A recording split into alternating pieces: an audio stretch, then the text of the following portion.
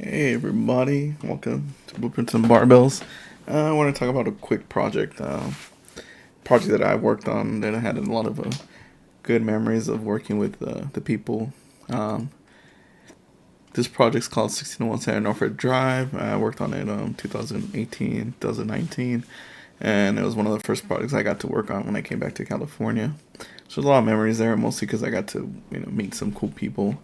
It was one of the first Giga mansions I stepped foot on. Literally, my first day on the job was meet at this place, and we got to go on the deck and everything. Everything was getting built, so it was a tour of this. Me and one other person, 𝗧𝗨𝗥𝗡𝗢𝗧𝗜𝗢𝗢. So, fortunately, this building burnt down. So, I just kind of want to make this kind of small, quick video. Not too harsh of a critique, just things, walking down memory lane, what I remember, what my experience was there. I think it's one of the better projects for the group. Not just because I worked on it, but yeah, overall. So yeah, we'll get started and then go through kind of the design process and what things that are better here than at Villa Siena. So this video is by 𝗦𝗢𝗕𝗦𝗖𝗥𝗓𝗔. You guys can see it. So here's the Santa Monica Mountains. This is the part that burnt. All this is burnt now. You can kind of see here this wraparound entryway, which is beautiful. Here's the main entry. You see this double curve board form concrete. Here's in sunset. It looks beautiful. You have this entryway here. Personally, I wouldn't have done this portion here, mostly because it doesn't serve any purpose. Back here is the main entrance. So I believe you could have cut back through. I would have cut this off. Actually, cut this off. Let the board form be itself. You do need it, I think this is the office area. So, I mean, you could probably do it up to here. Or at least, yeah, set it back a bit from the concrete and let it push back so that we have this really interesting intersection area that kind of works in your favor. This appears as one of the part of the master suites here. This area, I believe, is another suite. And this is kind of the tea area, per se. For your guests, you want to hang out here. You don't want them to go in the house for some reason. And they have this kind of fake grass here, and then this is the pool. It's a wraparound pool around this whole deck area. And we'll see here the main entry. And here you can kind of see some of the same design language that was used in Siena, which is after this project, with this kind of, I call it the bar railing, bar stool railing. But something in this project that's different, and then we can go back here. And you kind of get the idea that I talked about in the previous project, was this idea of entrances being either expansion, contraction, hidden, things of that nature. So here we see this area gets closer, right? As soon as you walk in, boom, it expands upward 20 feet. But here you see the same language being spoken. So there's this clear separation of spaces, and then you're gonna contract here, and boom, it opens up again to this new area. So they play a lot more here with the volume of the space. The materiality is also very much nicer here. It's not all over the place. You have this nice material continuing from the outside, glass, which makes sense for this area. This is a grand foyer. You kind of see here. I believe this is. You could walk here from the office to kind of go outside, but I mean, do you really need that? I would have taken that out. Here you see this exterior area with this exterior wood patio portion. You can see here where those walls, or I call them walls, but these giant glass doors open up and slide into the pockets. So here they completely hide in this. On this side they don't, mostly because that's the curving side.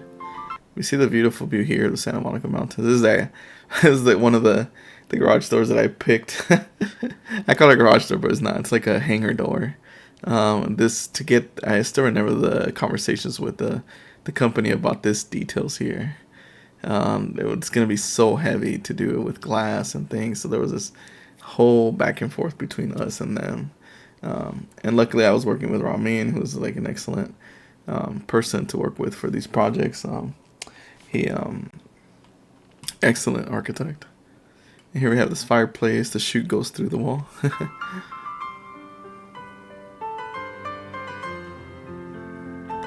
Again, compression of the space into some more intimate section, and then boom, it expands.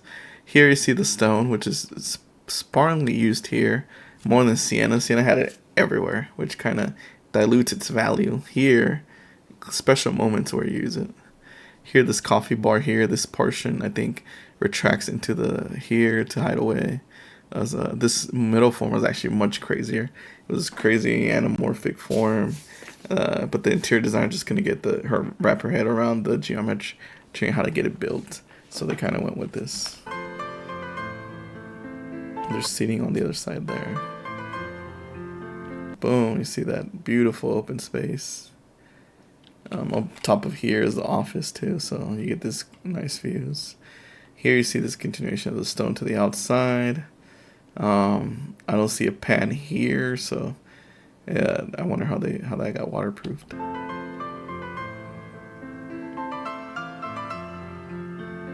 Again, compression, select materiality, and then boom, opens up into the space. Board concrete form, fireplace, double-sided, basically. Here you see the same language that used at the Via Siena with the nightclub railing. But here you see this kind of continuation of wood and materiality, just at different levels to create the variance.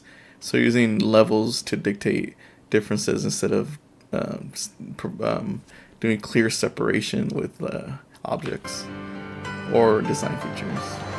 Again, you get into this intimate space. Expansion comes in on itself with like 9 or 8 foot ceilings. But this space is unique because you have these two light windows on each side of the fireplace, creating this really lit space with light wells. Here they're gonna go into the here's the chef's kitchen, which was not in that door. It's in another door. That door there that opened up led to the cigar area. Yeah, this is that door that opened. It's cigar area. I mean, typical stuff, you know. You've been in one cigar area, you've been into another one. The views, though, are amazing on this project. And that's one thing I remember when I stepped on that very tall floor with nothing built yet. Just the structure, the metal decking. I got this view. And it was amazing. And when it was summer, I believe it was August. Here you see the same language from that single pivot door. These vertical members going down. The vertical members mimic the vertical members on the railing. So there's this unified language across the board of the design features. Again, across here you see those same vertical members projected onto the other space, creating a division. I believe there's doors on this side. There's a carport, which I think in the end they added like color LEDs, so it becomes like a club. Not the full club that's in Via Siena, but that. Again, this area is pretty cool. It's probably one of the best views there. You see there the view, amazing.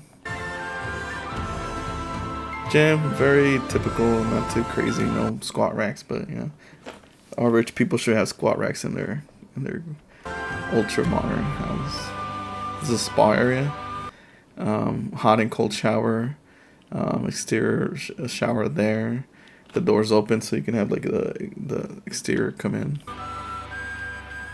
The stone here makes sense for the spa area. This is a masseuse area for you and your missus.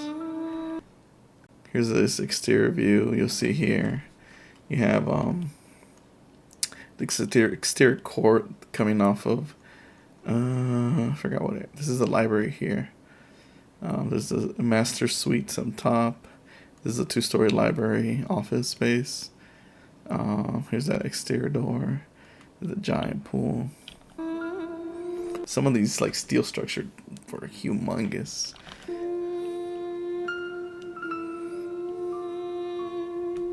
There's a whole secondary balcony area for family and master access. I like here the juxtaposition of all these curved elements with these linear elements still kind of crossing through each other. Kind of reminds me of a clock. Here's that second pivot door. This is for the T area. Yep, T area here.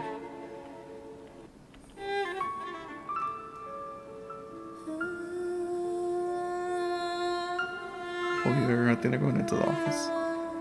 Here's a good stair here. So that was my main criticism on the other stairs, was they're just too hastily done. Something like this would have been cool. So this curve is continuous all the way to the top. Here you can kind of see the reveal. So there's actually a 1/2 inch reveal on everything here. Even on the base is all 1/2 inch reveals. Even on the doors. I don't know if there's a door here. I could show that here. This is one of the guest suites. I don't think it's this one, but in one of them we hide the duck in one of these closets. Beautiful. Look at that view of your guest there. Sheesh. Guest suite. This is on the east side. Beautiful. Skylight here. Amazing. Here you see that same language you tried to do in 𝗦𝗖𝗔𝗟𝗍𝗔. Here's more cleanly done with this cove lining at the edge here. These here are actually, they're not exhaust, they're intakes for air. Or they are exhaust, I forget. But that was the whole goal, to hide them. So there's a really unique way of getting air through the building. Cove lining all around. These are a pain in the butt to do. Especially when you have like these cove lining with the drop down ceiling. I don't know if I have a, let's see if I have a, do I have any pictures? Give me a second. I think I have.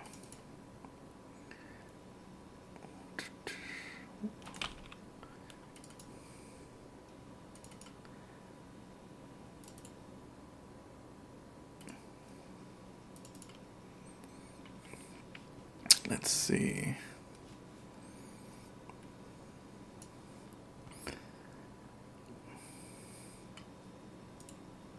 Let me see if I can zoom in on the picture first before I show you. You guys don't see any information. Give me a second. Just so you guys get an idea of what the cove lighting is doing.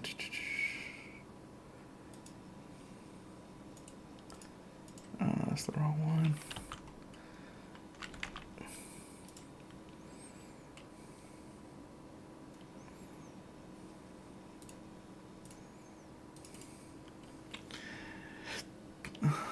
Where is that?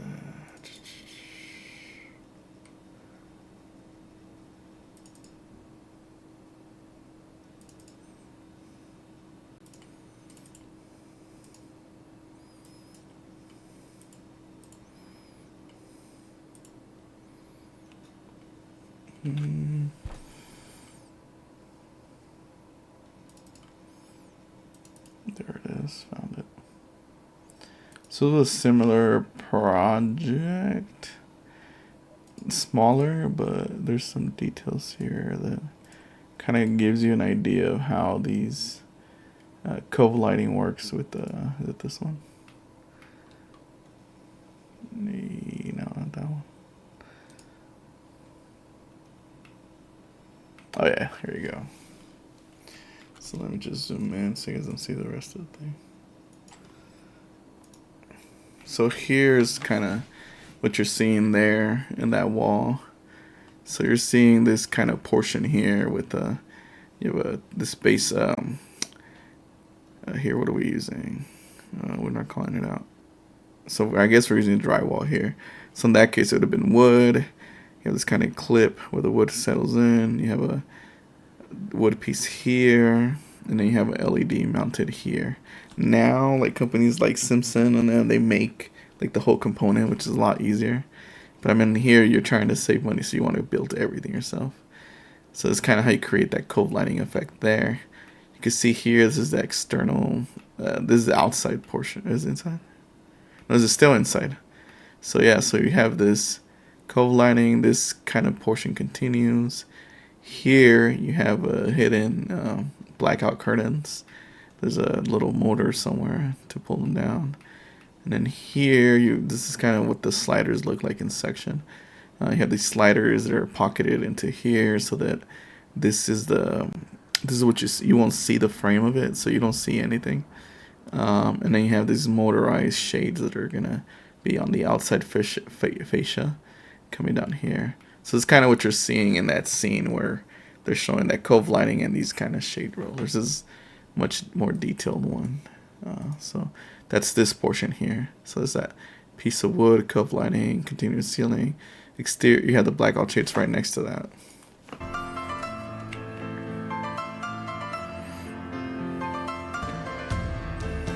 Master suite area, beautiful. This whole area is all the master suite. Yeah, it's a singles house, man. You know, where you're gonna park your kids. There's a skylight that retracts. It's pretty cool. And here there's also like this blackout shade that goes across, so you don't want the sun hit. There's that library portion, that piano curve, this hammock in there, this giant glass. No, these are not operable, I believe. I don't recall. There's a secret area for the women from the master. You climb down into this area. The main closet. Beautiful stone, glass. But you kind of see here there's a cohesion of materiality, right? You don't have these weird instances where materials look weird against each other. Here it's all kind of looking pretty dang good. Tub. I was wondering why they did like this glass on top of here. It doesn't, I guess. Oh yeah, because it opens up. I forget. It opens up to the outside. Beautiful view. That's the view I saw right there.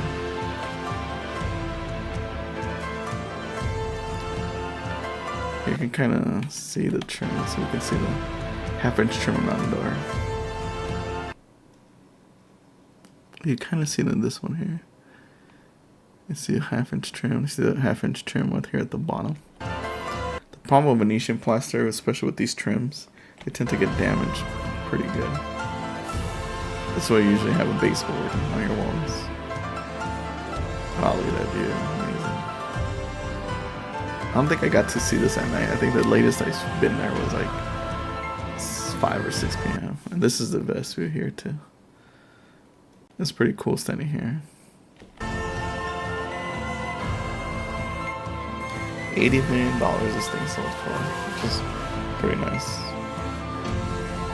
It's probably one of the best ones, not just because I work on it, but overall for their team. I think it's well done. Materials are good. Overall, it stands a little bit above the rest. Not too modern where everything is white, but warm. So that was my experience going through this project.